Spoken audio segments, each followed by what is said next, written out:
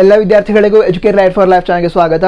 In this video we are going to discuss or deal with the concept entropy, which belongs to chapter thermodynamics, and thermodynamics is the first chapter of BSc second semester physics according to CBCS syllabus.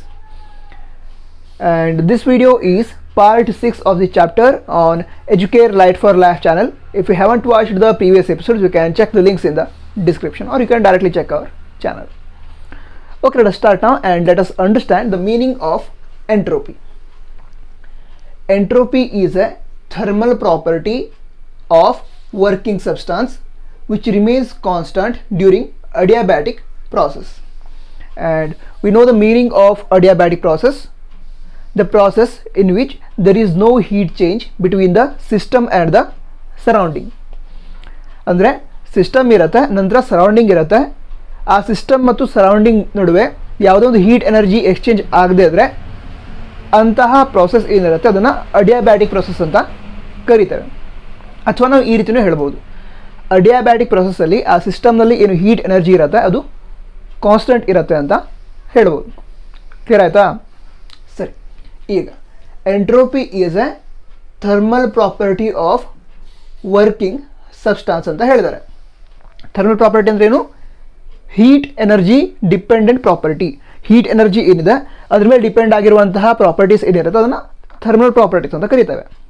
ಹಾಗಿದ್ರೆ entropy ಅನ್ನೋ ಒಂದು property ಏನಿದೆ ಅದು heat energy ಮೇಲೆ depend ಆಗಿದೆ ಅಂತ ಅರ್ಥ. ಹಾಗಿದ್ರೆ ಹೀಟ್ ಎನರ್ಜಿ ಹೆಚ್ಚಾಗ್ತಾ ಹೋದ ರೀತಿ ಏನಾಗಿ ಹೆಚ್ಚಾಗುತ್ತೆ? ಈ ಒಂದು ಎಂಟ್ರೋಪಿ ಹೆಚ್ಚಾಗುತ್ತೆ. ಅದೇ ರೀತಿ ಹೀಟ್ ಎನರ್ಜಿ ಕಡಿಮೆ ಇದೆ ಅಂತ ಹೇಳಿದ್ರೆ ನಾವೇನು ಹೇಳ್ಬೋದು? ಎಂಟ್ರೋಪಿ ಕೂಡ ಕಡಿಮೆ ಇದೆ ಅಂತ ಹೇಳ್ಬೋದು. ಕ್ಲಿಯರ್ ಆಯಿತಾ? ಸರಿ, ಹಾಗಿದ್ರೆ entropy is a thermal property ಅಂತ ಹೇಳಿದ್ರೆ, ಎಂಟ್ರೋಪಿ ಅಂತ ಹೇಳಿದ್ರೆ ಏನು? ಹೀಟ್ ಎನರ್ಜಿ ಮೇಲೆ ಡಿಪೆಂಡ್ ಆಗಿರುವಂತಹ ಒಂದು ಪ್ರಾಪರ್ಟಿ. ಅದೇನಾಗಿರುತ್ತೆ? ಅಡಿಯಾಬ್ಯಾಟಿಕ್ ಪ್ರೊಸೆಸ್ಸಲ್ಲಿ ಕಾನ್ಸ್ಟೆಂಟ್ ಆಗಿರುತ್ತೆ. ಕಾನ್ಸ್ಟೆಂಟ್ ಯಾಕಾಗಿರುತ್ತೆ? ಅಡಿಯಾಬ್ಯಾಟಿಕ್ ಪ್ರೊಸೆಸ್ಸಲ್ಲಿ ಹೀಟ್ ಎನರ್ಜಿ ಕೂಡ ಕಾನ್ಸ್ಟೆಂಟ್ ಆಗಿರೋ ಕಾರಣಕ್ಕೆ ಏನಾಗುತ್ತೆ? ಈ ಒಂದು ಎಂಟ್ರೋಪಿ ಅನ್ನೋ ಒಂದು ಪ್ರಾಪರ್ಟಿ ಕೂಡ ಕಾನ್ಸ್ಟೆಂಟ್ ಆಗಿರುತ್ತೆ. ಕ್ಲಿಯರ್ ಆಯಿತಾ? ಏನು? ಎಂಟ್ರೋಪಿ ಹೀಟ್ ಎನರ್ಜಿ ಮೇಲೆ ಡಿಪೆಂಡ್ ಆಗಿದೆ. ಆ ಹೀಟ್ ಎನರ್ಜಿ ಅಡಿಯಾಬ್ಯಾಟಿಕ್ ಪ್ರೊಸೆಸ್ಸಲ್ಲಿ ಕಾನ್ಸ್ಟೆಂಟ್ ಇರುತ್ತೆ, ಅದಕ್ಕೋಸ್ಕರ ಏನಾಗುತ್ತೆ? ಎಂಟ್ರೋಪಿ ಕೂಡ ಕಾನ್ಸ್ಟೆಂಟ್ ಇರುತ್ತೆ ಅಡಿಯಾಬ್ಯಾಟಿಕ್ ಪ್ರೊಸೆಸ್ಸಲ್ಲಿ. ಕ್ಲಿಯರ್ ಆಯಿತು. Next, entropy is also interpreted as degree of disorder or degree of randomness in the system. Degree of disorder ಅಂದ್ರೇನು? ಆ ಒಂದು ಪಾರ್ಟಿಕಲ್ ಇದೆ ಅಥವಾ ಆ ಒಂದು ಆಬ್ಜೆಕ್ಟ್ ಇದೆ, ಅದಕ್ಕೆ ಮೂವ್ ಆಗೋದಕ್ಕೆ ಹೆಚ್ಚು ಏನೀಗ ಫೆಸಿಲಿಟಿ ಇದೆ, or it can move anywhere. ಆ ರೀತಿ ಇದ್ರೆ ಏನಾಯಿತು? ಅದಕ್ಕೆ degree of randomness or degree of disorder ಜಾಸ್ತಿ ಇದೆ ಅಂತ ಹೇಳ್ಬೋದು. ಈಗ ಚಿಕ್ಕದಾಗಿ ಎಕ್ಸಾಂಪಲ್ ಕೊಡೋದಾದರೆ, ಸಾಲಿಡ್ಸಲ್ಲಿ ಏನಾಗಿರುತ್ತೆ?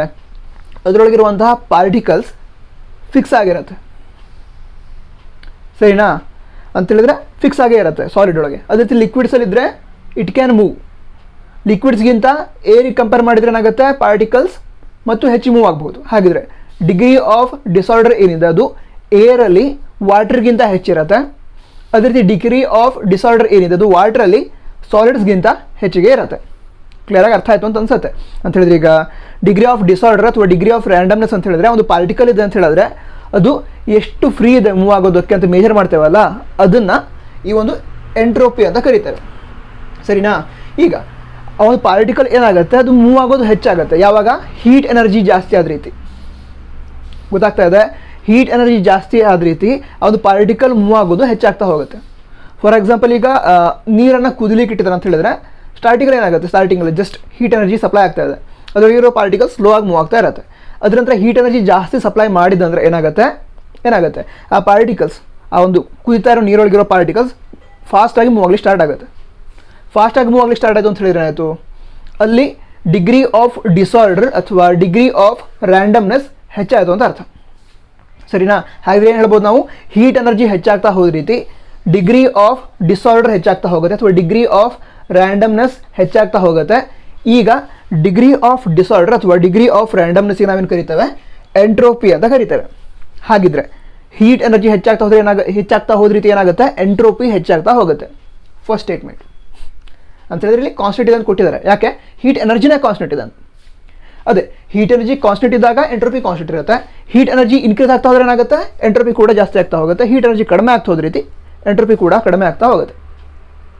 ಕ್ಲಿಯರ್ ಸರಿನಾ? Okay, next entropy is denoted by letter S. ಈ ಎಸ್ ಅನ್ನೋ ಲೆಟರ್ ಏನಿದೆ ಅದರಿಂದ ಎಂಟ್ರೋಪಿಯನ್ನು ಡಿನೋಟ್ ಮಾಡ್ತಾರೆ. ಅಂದರೆ ಏನೀಗ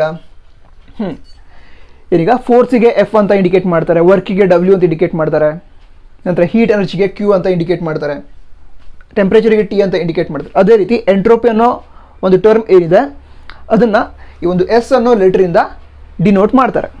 ಕ್ಲಿಯರ್ ಆಯಿತಾ?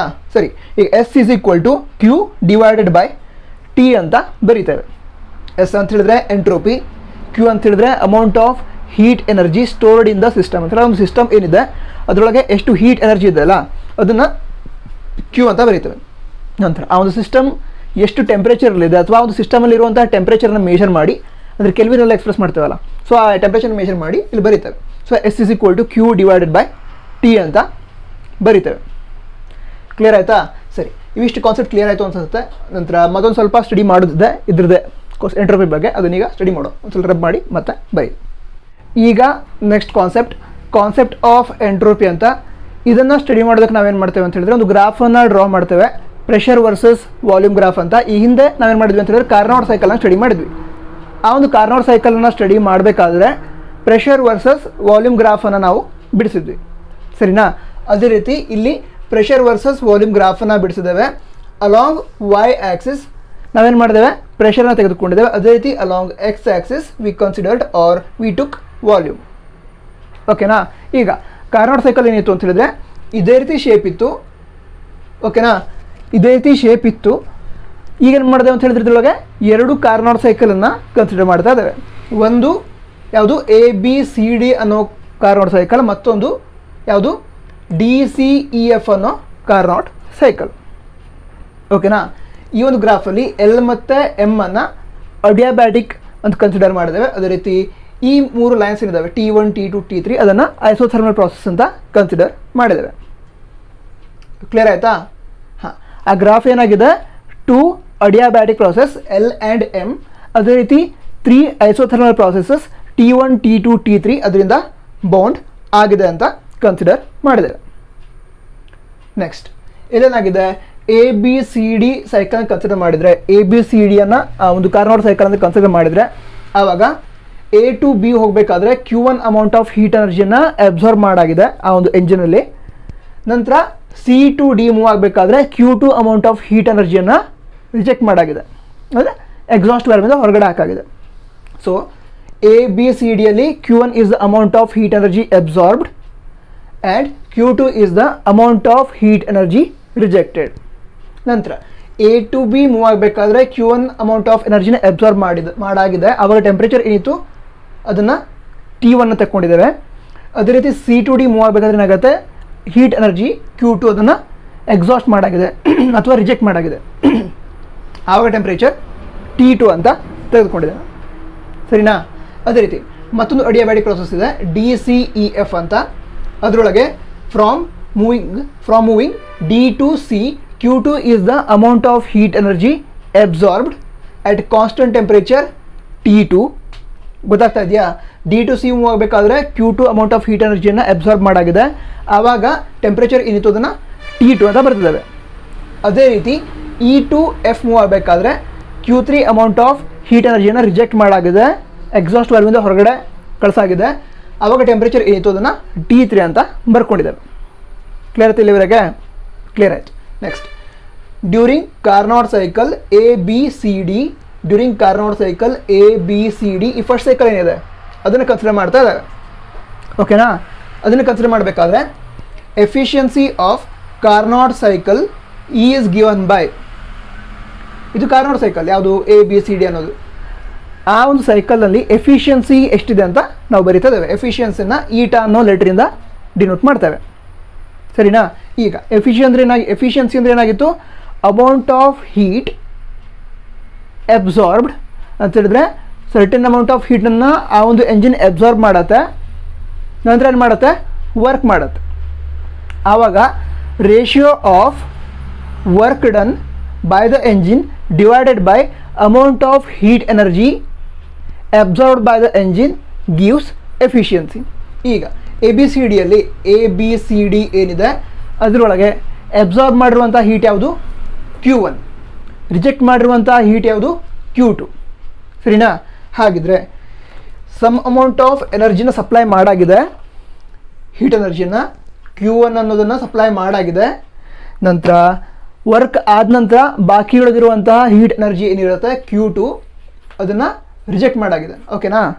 ಹಾಗಿದ್ರೆ ವರ್ಕ್ ಡನ್ ಏನು? Work done is equal to ಏನಾಗಿರುತ್ತೆ, ಈ ಒಂದು ಹೀಟ್ ಎನರ್ಜಿನ ಅಬ್ಸಾರ್ಬ್ ಮಾಡಿಕೊಂಡು ವರ್ಕ್ ಮಾಡ್ತು, ವರ್ಕ್ ಆದ ನಂತರ ಉಳಿದಿರುವಂತಹ ಎನರ್ಜಿ ಯಾವುದು Q2 ಅದನ್ನು ರಿಜೆಕ್ಟ್ ಮಾಡ್ತು. ಹಾಗಿದ್ರೆ work done is given by Q1 minus Q2. ಸರಿನಾ? ಅಮೌಂಟ್ ಆಫ್ ಹೀಟ್ ಎನರ್ಜಿ ಯಾವುದು received minus amount of heat energy rejected, ಇದನ್ನು ಮಾಡಿದ್ರೆ ನಮಗೆ ಸಿಗುತ್ತೆ ಆ ಒಂದು ಎಂಜಿನಿಂದ ಆಗಿರುವಂಥ ವರ್ಕ್ ಸಿಗುತ್ತೆ. ಹಾಗಿದ್ರೆ amount of work done is given by eta is equal to ಯಾವುದು? ಅಮೌಂಟ್ ಆಫ್ ವರ್ಕ್ ಡನ್ ಯಾವುದು Q1 ಮೈನಸ್ Q2. ಹಾಗಿದ್ರೆ eta is equal to amount of work done which is Q1 minus Q2 divided by amount of heat absorbed ಯಾವ್ದು Q1. ಓಕೆನಾ?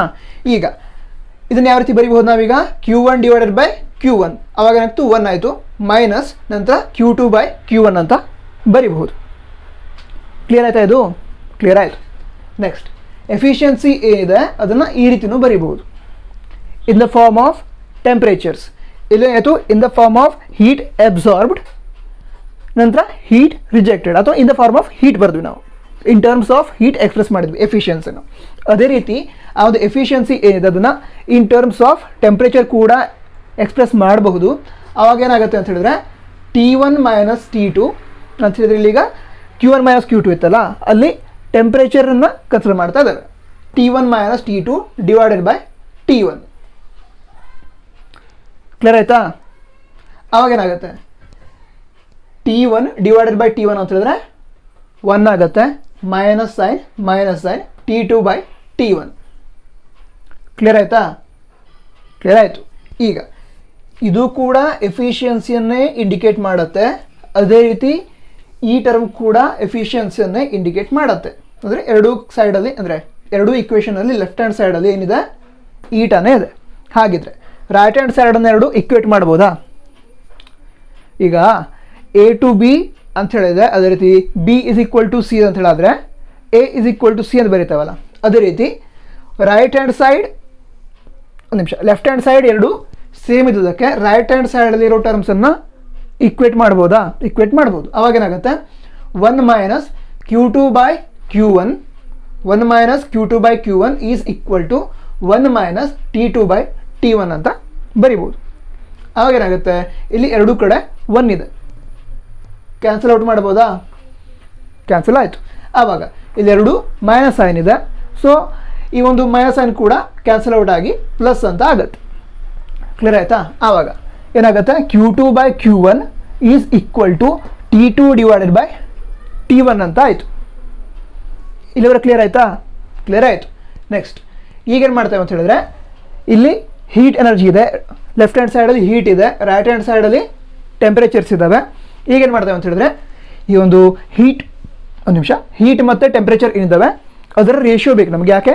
ಎಂಟ್ರೋಪಿಯನ್ನು express ಮಾಡ್ತಾ ಇದ್ದಾವೆ. ನಮಗೆ entropy ಅಂದರೆ ಏನು ಗೊತ್ತಿದೆ? ಈಗ Q ಡಿವೈಡೆಡ್ ಬೈ T ಅಂತ ಗೊತ್ತಿದೆ. ಸ್ಟಾರ್ಟಿಂಗ್ ಮಾಡಿದ್ರು ಇದೇ ವಿಡಿಯೋದಲ್ಲಿ. S ಇಸ್ ಈಕ್ವಲ್ ಟು ಏನಾಗಿತ್ತು? Q ಡಿವೈಡೆಡ್ ಬೈ T ಅಂತ ಗೊತ್ತಿದೆ. So in the form of Q divided by T ಅನ್ನೋದು ಬರೀತಾ ಇದ್ದಾವೆ. ಅವಾಗ ಏನಾಗುತ್ತೆ? Q2 ಡಿವೈಡೆಡ್ ಬೈ T2, ಗೊತ್ತಾಗ್ತಾ ಇದೆಯಾ? Q2 divided by T2. ನಂತರ ಈ Q1 ಈ ಕಡೆ ತಗೊಂಡು ಬರ್ತೇವೆ. ಅವಾಗ ಏನಾಗುತ್ತೆ? ಇದನ್ನು ಇಲ್ಲಿ ತೊಗೊಂಡು ಬಂದರೆ Q1 ಡಿವೈಡೆಡ್ ಬೈ T1. ಈ ಇಕ್ವೇಷನನ್ನು ಇಕ್ವೇಷನ್ ನಂಬರ್ 1 ಅಂತ ಬರ್ಕೊಂಡ್ವಿ. ಕ್ಲಿಯರ್ ಆಯಿತು? ಇವಾಗ ಕ್ಲಿಯರ್ ಆಯಿತಾ? ಈಗ next Carnot cycle DCEF. So D to C ಹೋಗಬೇಕಾದ್ರೆ ಏನಾಗುತ್ತೆ ಅಂತ ಹೇಳಿದ್ರೆ, amount of heat energy absorbed is Q2 at constant temperature T2, and from going E to F, amount of heat rejected is Q3 at constant temperature T3. ಓಕೆನಾ?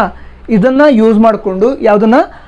Amount of heat absorbed Q2 at constant temperature T2 ಅಂತ ಹೇಳಿದ್ರೆ temperature T2 ಮತ್ತು Q2ನ use ಮಾಡ್ಕೊಳ್ತಾ ಇದ್ದಾವೆ. ಯಾಕೆ? Efficiency ಇಕ್ವೇಷನನ್ನು derive ಮಾಡಲಿಕ್ಕೆ ಅಥವಾ efficiency equation ಬರೀಲಿಕ್ಕೆ.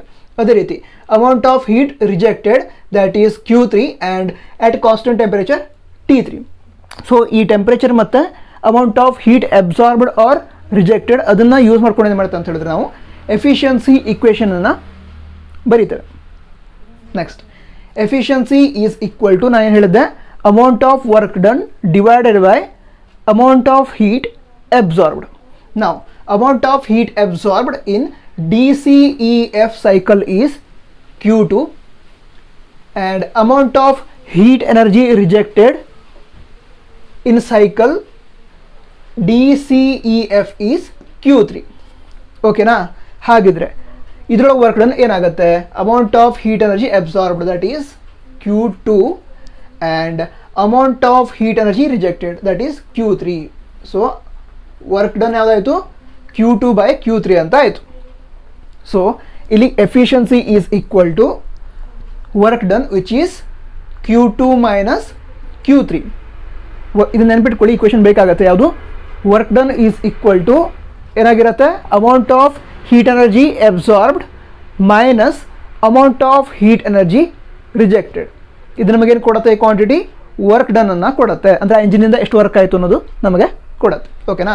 ಹಾಗಿದ್ರೆ efficiency is equal to work done which is Q2 minus Q3 divided by amount of heat absorb which is Q2. ನಾವು Q2 divided by Q2 which becomes 1 minus next Q3 by Q2. Clear ಆಯಿತಾ? Clear ಆಯಿತು. ಈಗ efficiency is expressed in terms of heat energy. Q ಇದೆಲ್ಲ heat energy ಒಳಗೆ ಅದನ್ನು express ಮಾಡಾಯಿತು. ನಾವು we are going to express the efficiency in terms of temperature. ಅವಾಗೇನಾಗುತ್ತೆ, T2 minus T3 ಅಂದರೆ Q2 Q3 ಇತ್ತಲ್ಲ, ಅಲ್ಲಿ T2 minus T3 next divided by T2 ಅಂತ ಬರೆದ್ವಿ. Then T2 divided by T1 which becomes 1 next minus sign next T3 divided by T2. Clear ಆಯಿತಾ?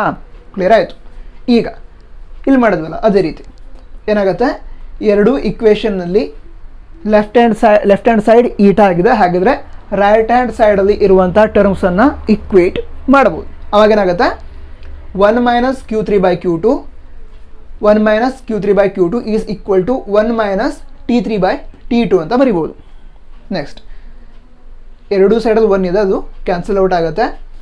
ನಂತರ ಏನಾಗುತ್ತೆ, minus Q3 by Q2 is equal to minus T3 by T2 ಅಂತ ಇರುತ್ತೆ. So minus ಕೂಡ cancel ಆಗುತ್ತೆ. ಏನು ಉಳಿತು ಅವಾಗ, ಈ ಟರ್ಮ್ ಉಳಿತು. Q3 by Q2 is equal to T3 by T2 ಅಂತ ಉಳಿತು. ನೆಕ್ಸ್ಟ್ ಅವಾಗ ಮಾಡಿದ್ವಲ್ಲ ಏನು, ಈ ಒಂದು ಎಂಟ್ರೋಪಿಯನ್ನು ಎಕ್ಸ್ಪ್ರೆಸ್ ಮಾಡಲಿಕ್ಕೆ ಏನು ಮಾಡ್ತೀವಿ ನಾವು, S is equal to Q divide by T ಅಂತ ಬರೀತೇವೆ. ಸೊ ಈ ಫಾರ್ಮಲ್ ಬರೀಬೇಕು ನಮಗೆ, Q divide by T formula ಬರೀಬೇಕು. ಅಸಲಾಗಿ ಏನು ಮಾಡ್ತೇವೆ, ಇಲ್ಲಿ Q3 ಇದೆ, ಇಲ್ಲಿ T3 ಇದೆ, Q3 ಬೈ T3 ಅಂತ ಬರ್ಕೊಂಡ್ವಿ. ನಂತರ ಇಲ್ಲಿ Q2 ಇದೆ, ಅದು ಇಲ್ಲಿ ಬರ್ಕೊಂಡು ಅಂದರೆ Q2 ಇಲ್ಲಿ ತೊಗೊಂಡ್ರೆ ಏನಾಗುತ್ತೆ, Q2 ಇಲ್ಲಿ T2 ಇದೆ, T2. ಕ್ಲಿಯರ್ ಆಯಿತಾ? So Q3 by T3 is equal to Q2 by T2 ಅಂತ ಬರುತ್ತೆ. ಅದನ್ನು ಇಕ್ವೇಷನ್ ನಂಬರ್ 2 ಅಂತ ಬರ್ಕೊಂಡ್ವಿ. ದೆನ್ ಫ್ರಮ್ ಇಕ್ವೇಷನ್ 1 ಆ್ಯಂಡ್ 2 ಏನು ಬರಿಬೋದು ನಾವು, Q1 by T1 is equal to Q2 by T2 ಗೊತ್ತಿದೆಯಾ? ಸೊ ಅದನ್ನು ಸ್ವಲ್ಪ ರಿಅರೇಂಜ್ ಮಾಡಿ ಬರೆದ್ವಿ. ಓಕೆನಾ? ನೆಕ್ಸ್ಟ್ ಇಲ್ಲಿ ಏನಿದೆ ಅಂತ ಹೇಳಿದ್ರೆ Q2 by T2 is equal to Q3 by T3 ಅಂತ ಇದೆ. ಸೊ ಅದನ್ನು ಇಲ್ಲಿ ಇಕ್ವೇಟ್ ಮಾಡಿ ಬರೆದ್ವಿ. ಅವಾಗ ಏನಾಗುತ್ತೆ, Q1 by T1 is equal to Q2 by T2 is equal to Q3 by T3. ಹಾಗಿದ್ರೆ ರೇಷಿಯೋ ಅಂದರೆ ಇದೆರಡು ಸೈಕಲ್ ಏನಿದೆ ಅದರೊಳಗೆ ratio of heat to the temperature constant ಇರುತ್ತೆ ಅಂತ ಆಯಿತು. ಹಾಗಿದ್ರೆ ಈ ರೇಷಿಯೋ ಏನೋ ನಮ್ಗೆ ಗೊತ್ತಿದೆ, Q ಬೈ T ಅಂತ ಹೇಳಿದ್ರೇನು, ಎಂಟ್ರೋಪಿ. ಅದನ್ನು S ಅನ್ನೋ ಲೆಟ್ರಿಂದ ಡಿನೋಟ್ ಮಾಡ್ತೇವೆ. ಈಗ ನೆಕ್ಸ್ಟ್ ಏನು ಮಾಡ್ತದೆ ಅಂತ ಹೇಳಿದ್ರೆ, ಇದು ಟೋಟಲ್ ಅಮೌಂಟ್ ಆಫ್ ಹೀಟ್ ಅಂತ ಆಗುತ್ತೆ. ಅದೊಂದು ಒಂದು ಪ್ರಾಸೆಸ್ ಒಳಗೆ total amount of heat absorbed or rejected. ಈಗ ಶಾರ್ಟ್ ಇಂಟರ್ವಲ್ ಆಫ್ ಟೈಮ್ ತೊಗೊಂಡ್ರೆ ಒಂದು ಪ್ರೊಸೆಸ್ ಕಂಪ್ಲೀಟ್ ಆಗಿ ಮುಗಿದಿಲ್ಲ, ಜಸ್ಟ್ ಸ್ಟಾರ್ಟ್ ಆಗಿದೆ ಅಥವಾ ಸ್ವಲ್ಪ ಟೈಮ್ ಆಗಿದೆ. ಆವಾಗ ಏನಾಗುತ್ತೆ, ಈ ಅಮೌಂಟ್ ಆಫ್ ಹೀಟ್ ಅಬ್ಸಾರ್ಬ್ಡ್ ಏನಿದೆ ಅದನ್ನು ನಾವು ಡೆಲ್ಟಾ ಕ್ಯೂ ಅಂತ ಬರಿಬೋದು. ಡೆಲ್ಟಾ ಕ್ಯೂ ಅಂತ ಹೇಳಿದ್ರೆ ಸ್ಮಾಲ್ ಅಮೌಂಟ್ ಅಂತ ಅರ್ಥ. So if delta Q is the small amount of heat absorbed at temperature T. ಓಕೆನಾ, ಟಿ ಅನ್ನೋ ಟೆಂಪ್ರೇಚರಲ್ಲಿ ಸ್ವಲ್ಪ ಹೀಟ್ ಎನರ್ಜಿಯನ್ನು ಅಬ್ಸಾರ್ಬ್ ಮಾಡಾಗಿದೆ. ಅದನ್ನೇ ಬರೀತೆ ನಾವು heat energy divided by temperature ಅಂತ ಬರೀತೇವೆ. That is entropy. ಮತ್ತು ಅದು ಯಾವಾಗಲೂ ಕಾನ್ಸ್ಟೆಂಟ್ ಇರುತ್ತೆ ಅಂತ ಇಲ್ಲಿ ಗೊತ್ತಾಯಿತು. ಯಾಕೆ 3 ಪ್ರೊಸೆಸ್ ಇದೆ. ಸೊ ಅದೇನಾಗಿರುತ್ತೆ, ಆ ಒಂದು ಅಡಿಯಾಬ್ಯಾಟಿಕ್ ಪ್ರೊಸೆಸ್ ಅಥವಾ ಒಂದು ಕಾರ್ನೋಟ್ ಸೈಕಲಲ್ಲಿ ಆ ರೇಷಿಯೋ ಏನಿದೆ, ratio of heat to the temperature constant ಇರುತ್ತೆ ಅಂತ ಗೊತ್ತಾಗಿದೆ. ಸೊ ಇಲ್ಲಿ ಏನು ಮಾಡಿದ್ದೇವೆ, ಇಲ್ಲಿ ಕಾನ್ಸ್ಟೆಂಟ್ ಅಂತ ಬರೋದು. ಕ್ಲಿಯರ್ ಆಯಿತಾ? Clear. Next which is entropy. ಯಾಕೆ ಕ್ಯೂ ಡಿವೈಡ್ ಬೈ ಟಿ ಅಂತ ಎಂಟ್ರೋಪಿ ಅಂತ ಗೊತ್ತಿದೆ. ಅದನ್ನು ನಾವೇನು ಮಾಡ್ತೇವೆ, ಇಂಡಿಕೇಟ್ ಮಾಡ್ತೇವೆ. ನೆಕ್ಸ್ಟ್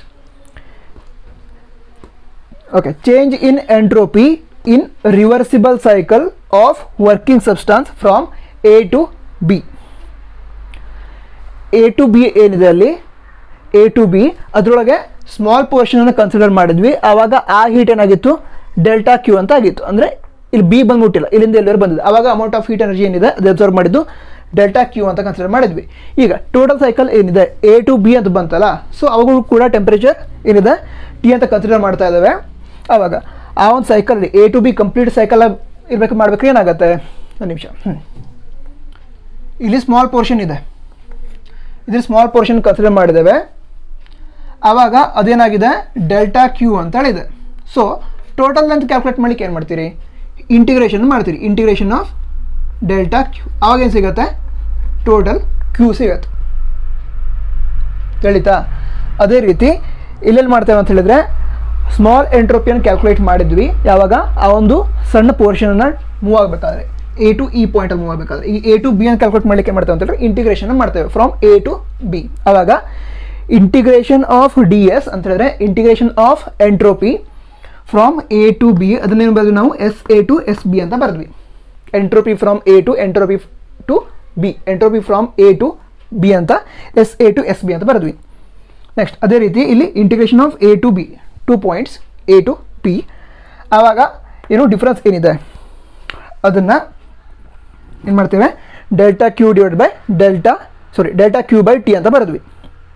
ನೆಕ್ಸ್ಟ್ ಇಂಟಿಗ್ರೇಷನ್ ಬಗ್ಗೆ ಗೊತ್ತಿದೆ ಅಲ್ಲ, ಅವಾಗ ಏನಾಗುತ್ತೆ, ಫಸ್ಟಿಗೆ ಈ ಪಾಯಿಂಟನ್ನು ಸಬ್ಸ್ಟಿಟ್ಯೂಟ್ ಮಾಡ್ತೇವೆ, ನಂತರ ಈ ಪಾಯಿಂಟನ್ನು. ಆವಾಗ S A minus S B ಬರುತ್ತೆ, is equal to integration of D Q by T from A to B ಅಂತ ಬರುತ್ತೆ. ಸರಿನಾ? ಹಾಗಿದ್ರೆ ಜಸ್ಟ್ ಇದನ್ನು ಮತ್ತೆ ಬರೆದ್ವಿ. ಏನೀಗ integration of A to B is equal to integration from A to B of D S ಅಂತ ಹೇಳಿದ್ರೆ, ಸ್ಮಾಲ್ ಪೋರ್ಷನ್ ಆಫ್ ಎಂಟ್ರೋಪಿ ಕೊಟ್ಟರೆ ಅದನ್ನು ಇಂಟಿಗ್ರೇಟ್ ಮಾಡಿ ನಾವೊಂದು ಟೋಟಲ್ ಪ್ರೋಸೆಸ್ ಏನಿದೆ ಅದರೊಳಗೆ ಎಷ್ಟು ಎಂಟ್ರೋಪಿ ಚೇಂಜ್ ಆಗಿದೆ ಅಂತ ಸ್ಟಡಿ ಮಾಡಬಹುದು. ಇದಿಷ್ಟು ಕ್ಲಿಯರ್ ಆಗಿದೆ ಅಂತ ಅನಿಸುತ್ತೆ. ಸರಿ, ಈಗ ಎಂಟ್ರೋಪಿ ಅನ್ನೋ ಕಾನ್ಸೆಪ್ಟ್ ಕ್ಲಿಯರ್ ಆಗಿದೆ ಅಂತ ಅನಿಸುತ್ತೆ. ಈಗ ನೆಕ್ಸ್ಟ್ ವೀಡಿಯೋದಲ್ಲಿ ಮತ್ತು ಮುಂದಿನ ಕಾನ್ಸೆಪ್ಟ್ ಇದೆ, ರಿವರ್ಸಿಬಲ್ ಸೈಕಲ್, ನಂತರ ಇರ್ರಿವರ್ಸಿಬಲ್ ಸೈಕಲ್ ಅಂತ. ಅದ್ರ ಬಗ್ಗೆ ಸ್ಟಡಿ ಮಾಡೋಣ ನೆಕ್ಸ್ಟ್ ವೀಡಿಯೋದಲ್ಲಿ. ನಂತರ ಯಾರೋ ಫ್ರೆಂಡ್ಸ್ ಬೇರೆ ಕಾಲೇಜಲ್ಲಿ ಬೇಕಾದ್ರೂ ಇರಿ, ಅವ್ರಿಗೆ ಈ ವಿಡಿಯೋದ ಲಿಂಕ್ ಬೇಕಿದ್ರೆ ಕಳಿಸ್ಬೋದು. ಓಕೆನಾ? All the best. ಚೆನ್ನಾಗಿ ಪ್ರಿಪ್ರೇಷನ್ ಮಾಡಿ. All the best.